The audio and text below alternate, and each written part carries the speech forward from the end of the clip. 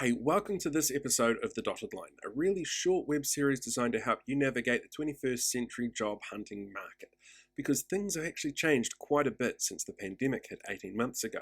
The way that people are looking at employers and the way that employers are looking at getting people in is completely different to where it was 2 to 3 years ago. So hopefully these skills are going to help you out a little bit. In today's episode, we're talking about your social media presence.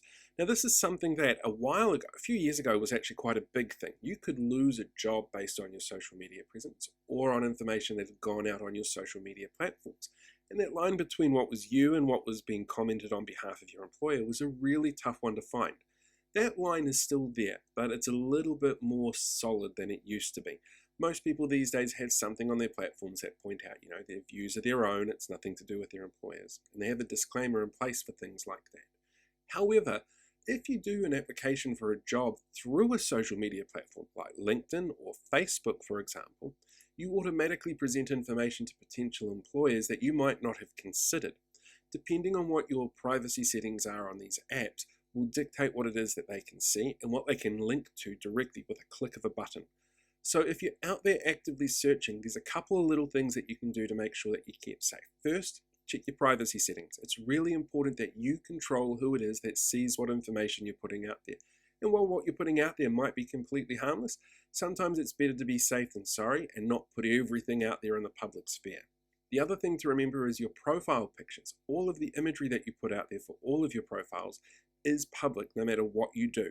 So if you've got a profile picture of you drunk, passed out at a party, for example, that's not going to be something that employers are impressed by. And it doesn't have to be a picture that's made specifically for employment.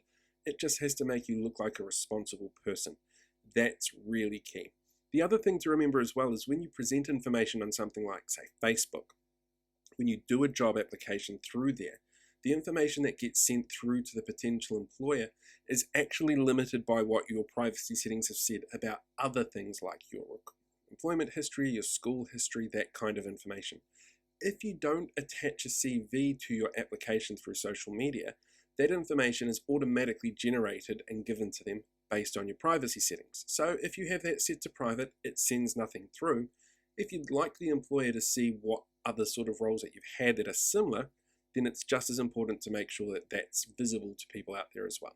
Ultimately, the goal here is to make sure that you are presented in every platform as the best possible candidate.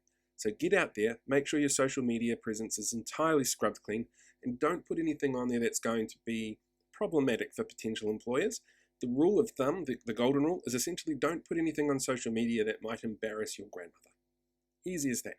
Until next episode, I will catch you later. Don't forget to like, share, and subscribe to these videos. The links are all down below. I'll catch you next time.